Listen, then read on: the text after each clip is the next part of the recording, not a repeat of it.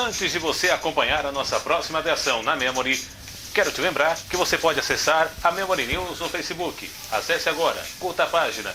Informação, prestação de serviço e muito esporte você acompanha na Memory News no Facebook. Não deixe de curtir, acesse e acompanhe as nossas notícias. E tem o nosso novo blog atualizado. Agora não é mais Memory Avance, mas sim Memory News Blog. Acesse www.memorynewsblog.blogspot.com. Vou repetir: memorynewsblog.blogspot.com. Atualização das notícias de todos os tipos no Memory News Blog. Acesse o nosso canal no YouTube, MemoryTube. Se inscreva. Ele é de graça, você vai gostar. Tem o nosso Instagram, News Memory, que cada vez mais vem crescendo com novos seguidores e você não pode deixar de acessar. E tem também o M Tweetando. Acesse agora no Twitter o M Tweetando. Opção não falta para você acompanhar a Memory. Você pode seguir no Facebook, no blog, no YouTube, no Instagram ou no Twitter. Acesse agora! É a Memory. Aonde você estiver, ela está sempre com você. Sempre!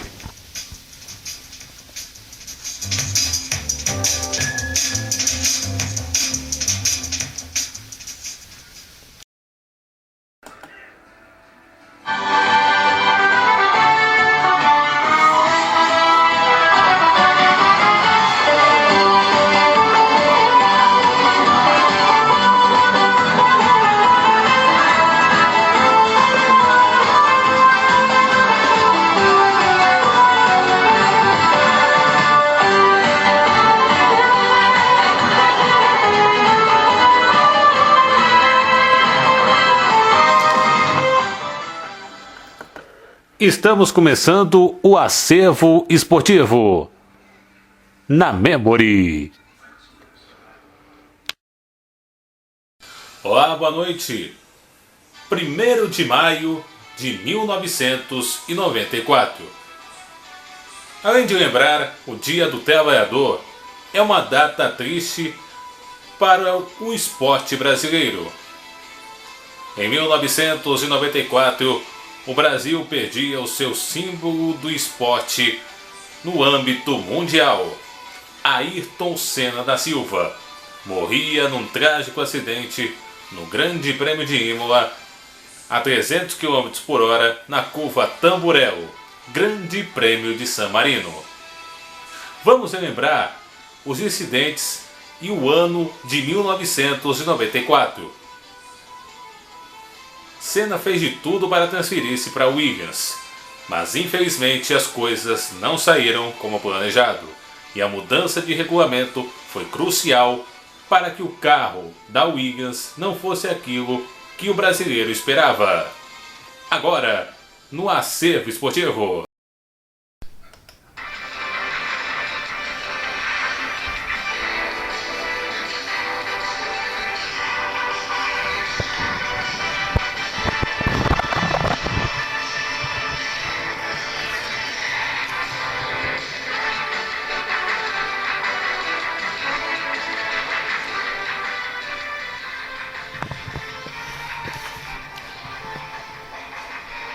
Assim como na aviação, os principais acidentes no automobilismo moderno são provocados pela somatória de vários fatores combinados negativamente.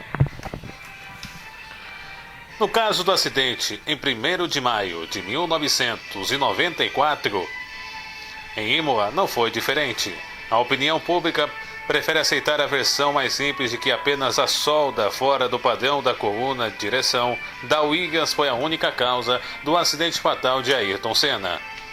Mas entender a complexidade do universo que envolvia a Fórmula 1 na época pode colocar a questão num patamar mais técnico depois de 26 anos.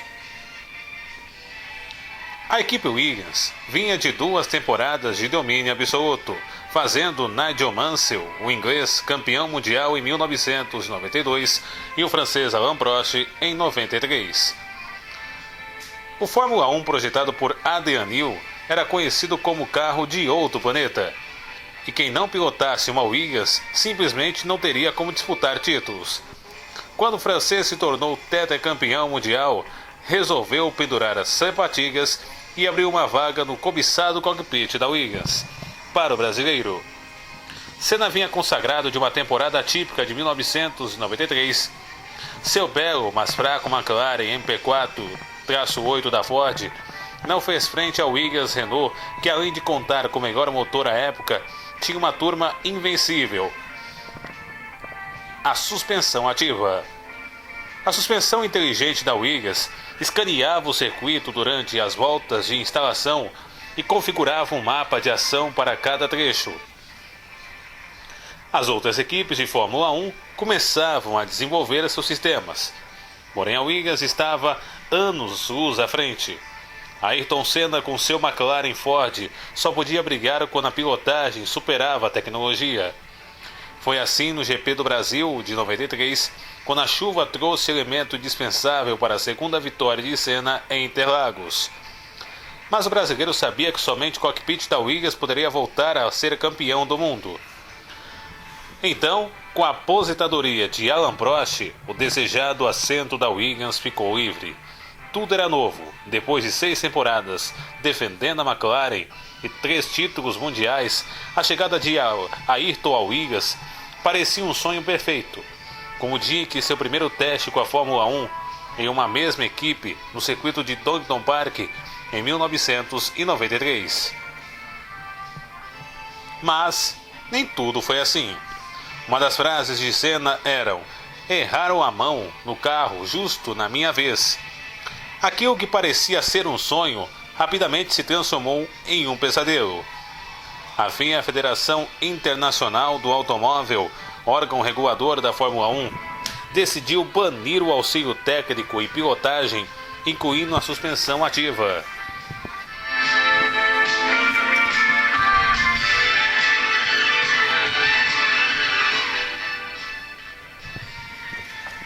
Além do controle de tração e assistência e frenagens. A decisão atendia o pedido de várias equipes que não conseguiam fazer frente à Williams, inclusive a Ferrari. Acaba aí o trunfo da Williams. Todo o desenvolvimento da suspensão ativa era realizado na contramão da suspensão convencional. Assim, a atual campeã da Fórmula 1 na época não mais tinha o melhor chassi em aderência mecânica, pois a suspensão ativa corrigia qualquer defeito ou imperfeição.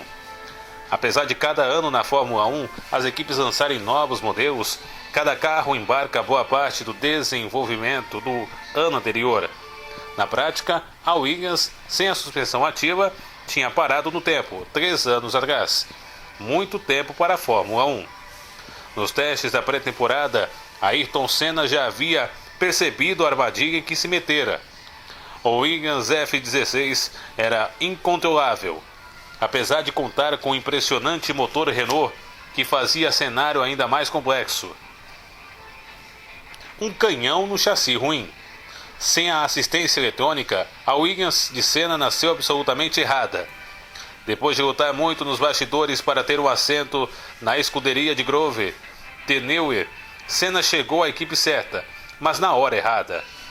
Depois das primeiras voltas dos testes do circuito de Estoril, em Portugal, Ayrton Senna confidenciou ao jornalista Flávio Gomes da Folha de São Paulo: "Erraram a mão no carro justo na minha vez".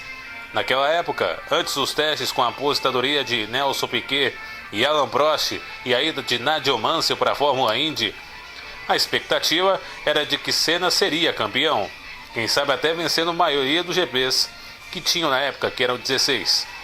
Michael Schumacher era considerado uma promessa, porém seu Benetton Ford não embarcava o motor Renault, que receberia em 95.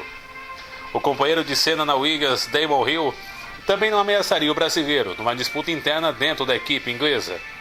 A opinião unânime era de que Senna, em 1994, facilmente receberia e ganharia o Tetra. Leigo engano. A primeira corrida da temporada do ano foi justamente o GP do Brasil.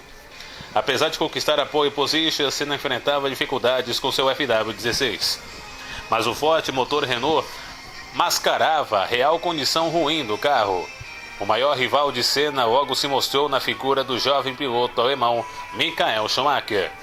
Corriam rumores de que a sua Benetton Ford contava com um software proibido à época, que atuava com a controle de tração, garantindo melhor eficiência da transmissão da potência ao solo.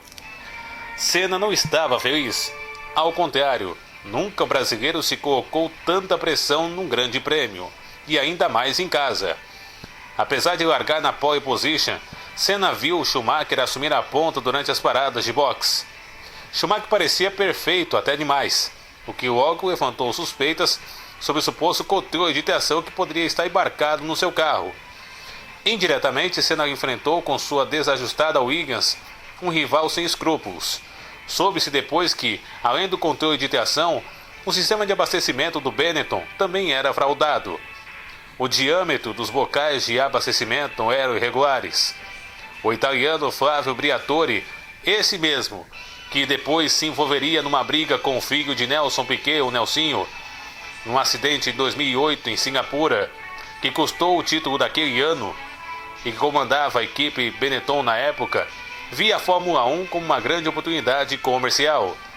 Explorava pilotos e burlava as regras para vencer a qualquer custo. Muitos até hoje culpam Schumacher pelos fatos de 94, mas de fato quem estava no comando era Briatore, o mesmo que 14 anos depois destruiria a carreira de Nelsinho Piquet na Fórmula 1. Um acidente forjado e ordenado ao brasileiro para possibilitar a vitória de seu companheiro Fernando Alonso com a Renault no Grande Prêmio de Singapura de 2008. A segunda etapa do ano foi o Grande Prêmio do Pacífico na cidade de Aida, no Japão. Foi outro pesadelo para Ayrton Senna. Apesar da outra pole position, o brasileiro largou mal quando seu Williams não tracionou como a Benetton.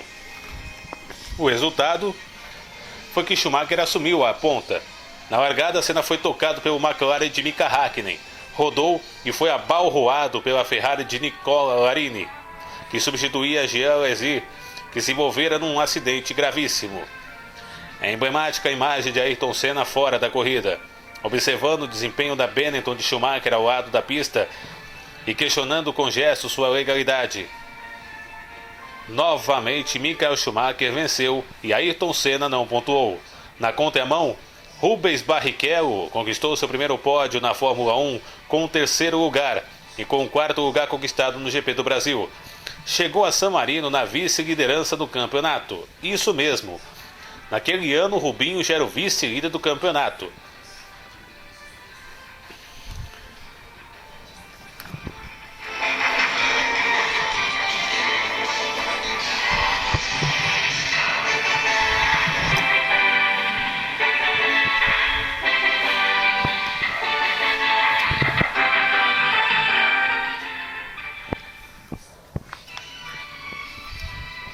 Antes mesmo de desembarcar em Imola para o Grande Prêmio de San Marino, o ambiente na equipe Williams era absolutamente tenso. Para compreendermos o que transformou a sequência do final de semana do Grande Prêmio de Imola nos finais mais tenebrosos da história, precisamos ir além de apenas acreditarmos em bruxas. A Fórmula 1 estava acima do limite da razão. Os carros eram tão velozes quanto os de hoje, em retas, porém estáveis nas curvas de alta velocidade. E sem assistência eletrônica, eram muito dependentes da aerodinâmica. Para andar rápido e ser competitivo, literalmente a pilotagem precisava ser no limite o tempo todo. Já nos treinos da sexta-feira, constatou-se que a segurança dos pilotos estava ameaçada. Rubens Barrichello acertou a segunda zebra da variante Bassa, decolou e teve um forte impacto na tela de proteção, destruindo sua Jordan. O brasileiro quebrou o nariz, machucou a boca e o braço direito. O livramento dadas as proporções do acidente. Senna foi inclusive quem trouxe a notícia que Rubinho estava consciente e bem, depois de visitá-lo no centro médico do autódromo. Mas foi no sábado, durante a classificação, que a Fórmula 1 voltou a encontrar seu maior temor, com a morte do austríaco Harald Ratzenberger. O austríaco da fraca equipe Sintec já havia confidenciado a jornalistas que precisava se controlar, pois estava pilotando acima do limite do bom senso. Ratzenberger pegou uma zebra forte que avariou a sua asa dianteira. Com menor pressão aerodinâmica, o seu Sintex seguiu reto no final da curva Villeneuve, antes de atingir o muro de concreto a 314 km por hora. A morte do austríaco foi transmitida ao vivo pela TV, diante de seus colegas incrédulos, inclusive Ayrton.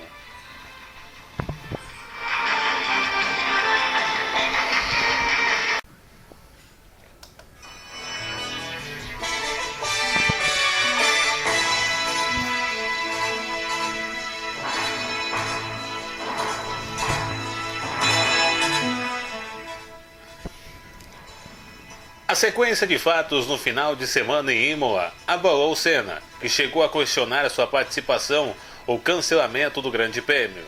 Porém, o brasileiro sabia que Schumacher vinha de 2 vitórias consecutivas e ele havia zerado na pontuação nas 2 primeiras corridas. Partindo da pole, precisava reagir no campeonato. No grid de largada, o semblante do brasileiro refletia o peso que estava sobre suas costas. Porém, a determinação era tamanha que Senna levou a bordo de seu Williams uma pequena bandeira da Áustria para homenagear o colega Ratzenberg em caso de uma possível vitória. A sequência de fatos que se desenrolaram em seguida pareciam conspirar para um acidente. Segundo a mítica lei de Murphy, se há a possibilidade de várias coisas dar errado, todas darão na sequência, que causaram maior prejuízo. Dito e feito. Na largada, o Benetton de J.J. Leto ficou parado no grid e foi violentamente atingido pelo Lotus do português Pedro Lamy. A entrada do carro de segurança em meio ao caos com a reta cobertura de detritos e pedaços de fibra de carbono fez a atenção voltar. Senna liderava à frente de Schumacher, atrás de um lento safety car que fazia o brasileiro reclamar. Foram 6 voltas ou 22 minutos até que a pista de 5.040 metros tivesse condição de bandeira verde. Na relargada, após uma volta e na liderança, Ayrton Senna saiu reto da curva Tamburello e chocou-se no muro a cerca de 300 km por hora. Uma coisa é clara: Senna virou passageiro a bordo de uma Williams sem controle. A corrida foi paralisada.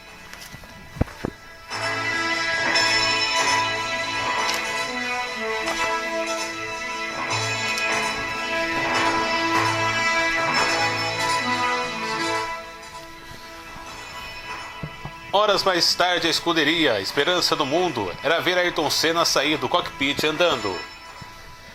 Mas a tensão era enorme. Novamente o silêncio que fez presente no autódromo Enzo Dino Ferrari. Senna foi atendido pela equipe comandada pelo Dr. Sid Watkins, que constatou a gravidade da sua condição neurológica.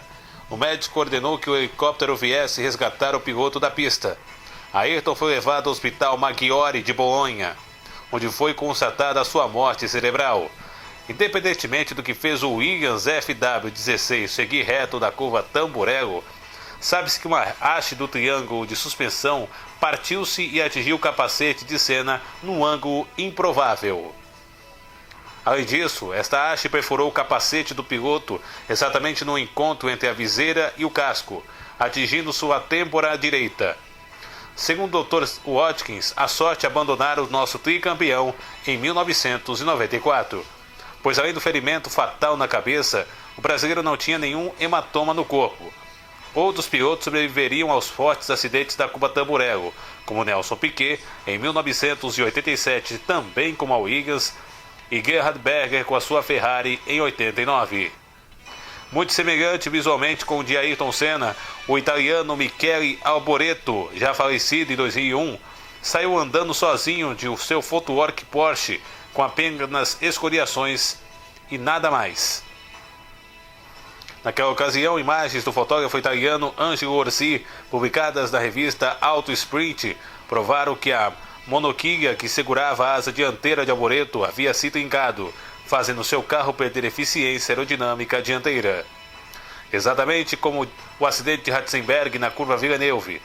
Alboreto acidentou-se em treinos extra-campeonatos, sem transmissão de TV. Mas as fotos de Orsi foram fundamentais para explicar os fatos. Falência aerodinâmica com asa quebrada de sua Ferrari também foi a causa do acidente de Berger na Tamburello.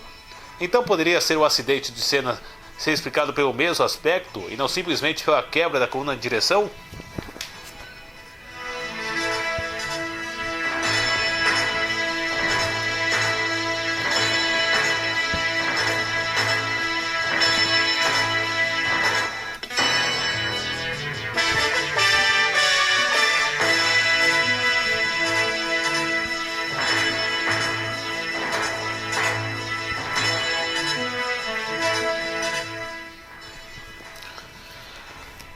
A esperança do mundo.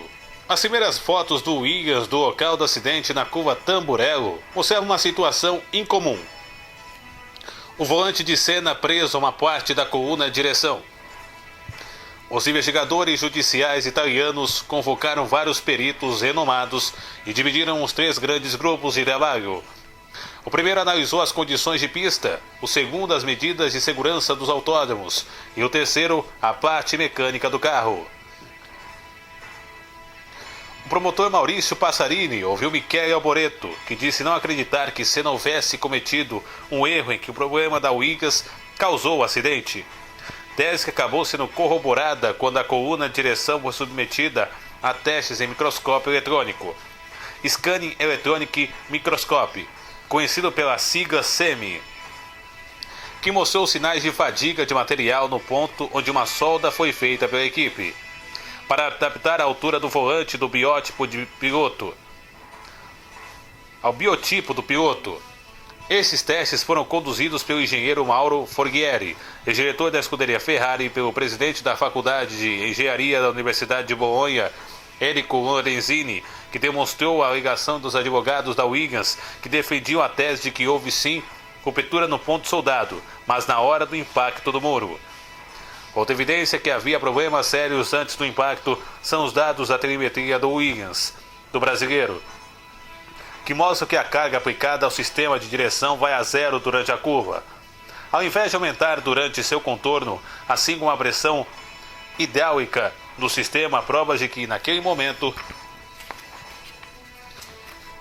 Senna realmente era um passageiro dentro de uma Williams desgovernada.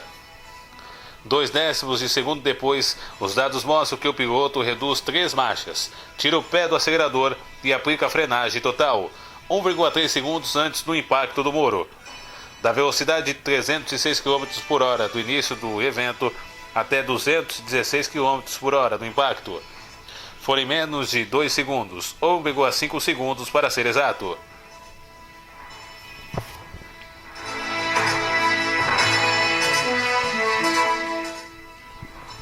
Por que a coluna de direção se partiu da Tamburello?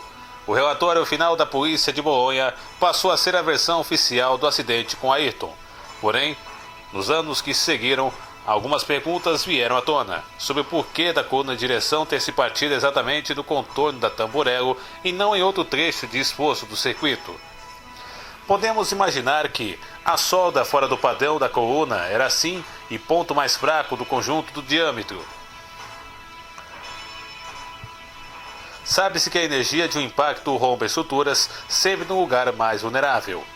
O relatório da polícia poderia ir além, pois existiam outros fatores que cooperaram para o acidente na Tamburello, mas a pressão da opinião pública mundial cobrava um desfecho rápido e satisfatório.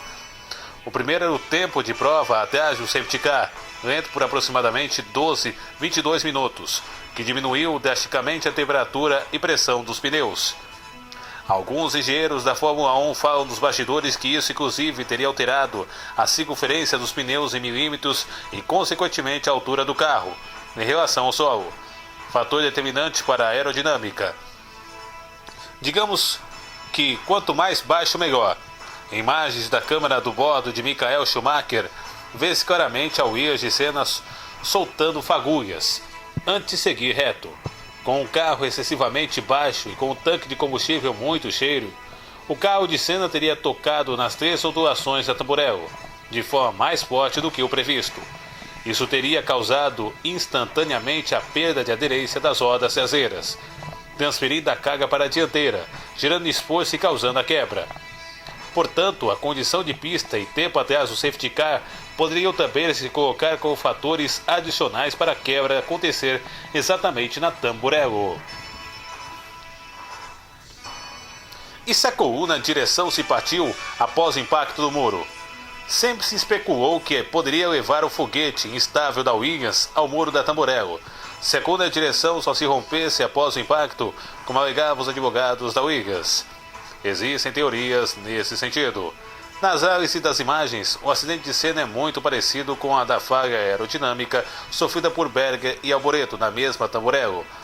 Um aspecto chama a atenção: O carro de Senna contornou a curva de forma homogênea, sem nenhum movimento brusco. Observado no kartismo, que em sua essência é mini Fórmula 1, a quebra do parafuso que prende o cubo do volante à coluna de direção numa curva de alta velocidade causa uma oscilação brusca de dianteira. Isso porque há um conflito no momento único entre as forças que atuam no conjunto. O eixo traseiro transfere potência para o asfalto dianteiro, aplica força de direção. Nas quebras observadas no kartismo, a ruptura provocada tem o efeito chicote no pescoço do piloto. O movimento é tão brusco que parece que ocorre no motociclismo quando a direção, a variação de aderência numa aceleração em curva. O piloto é ejetado para cima. Então, nesse aspecto, a teoria simples é que a quebra da coluna como única causa do acidente poderia ser questionado. Nesse caso, com certeza, voltaremos ao histórico de curva de Berger, Alboreto e Ratzenberger.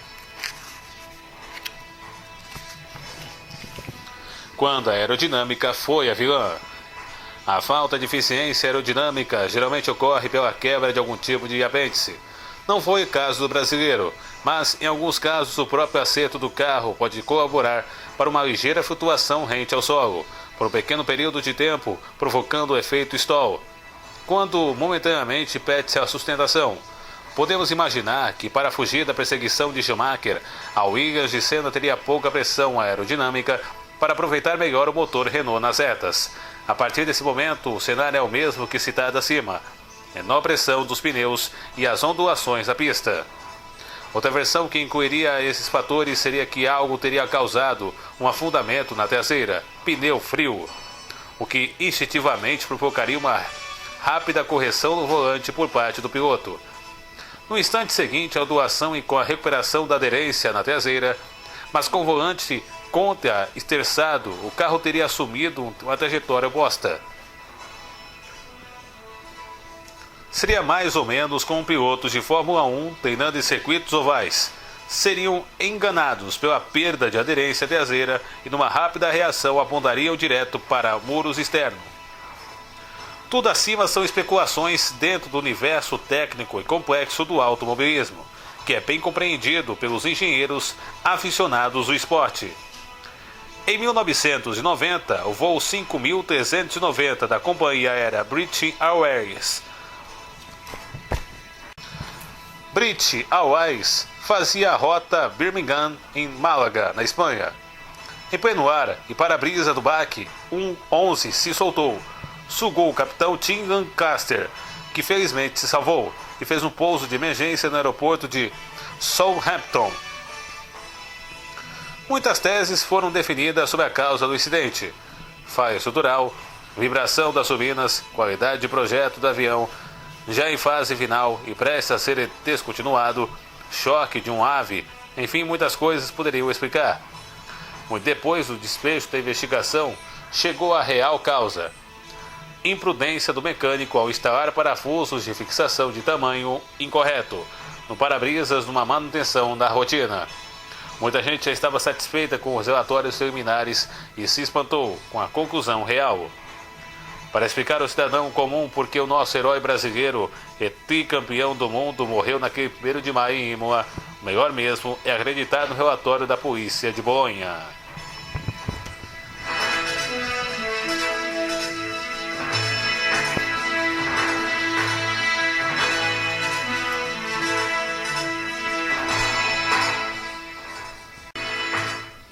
Em resumo, essa foi a trajetória de Senna na Fórmula 1. Foram 10 temporadas, 41 vitórias, 3 títulos mundiais, 65 pole positions. Suas equipes que ele correu foram Toleman, Lotus, McLaren e por último a Williams. Um dos sonhos de Ayrton Senna era se transferir para a Ferrari no final de sua carreira.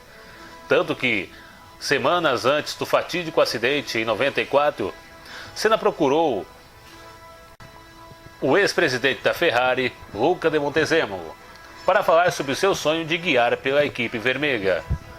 Montezemolo queria Senna, mas o piloto brasileiro tinha que se desvincular da Williams para que isso acontecesse.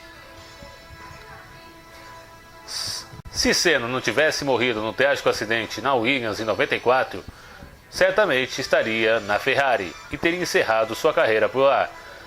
E certamente conquistaria mais títulos do que agora. E teria batido todos os recordes de Fórmula 1. E Schumacher talvez não teria os 7 títulos mundiais. Essa é a lembrança deixada por um ídolo que até hoje o Brasil é viúva do tricampeão. E até hoje nenhum piloto brasileiro conseguiu superar a marca de Senna, ou conseguiu ser campeão.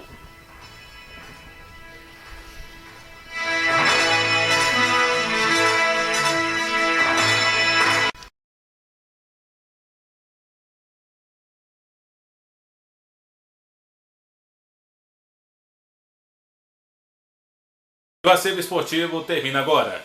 Para mais informações, você acessa o nosso blog atualizado memorynewsblog.blogspot.com ou a nossa página de notícias Memory News.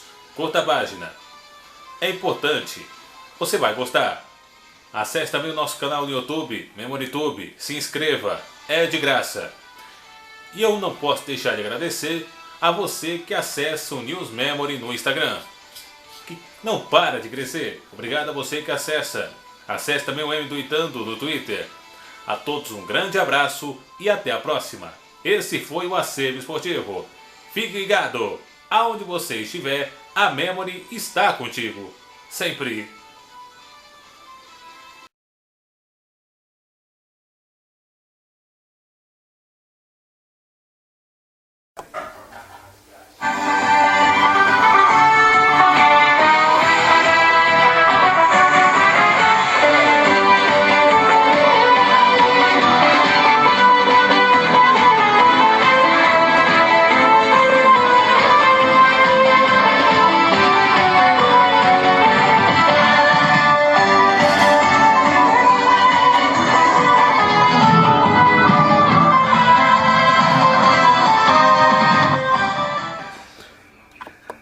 Esse foi o Acervo Esportivo.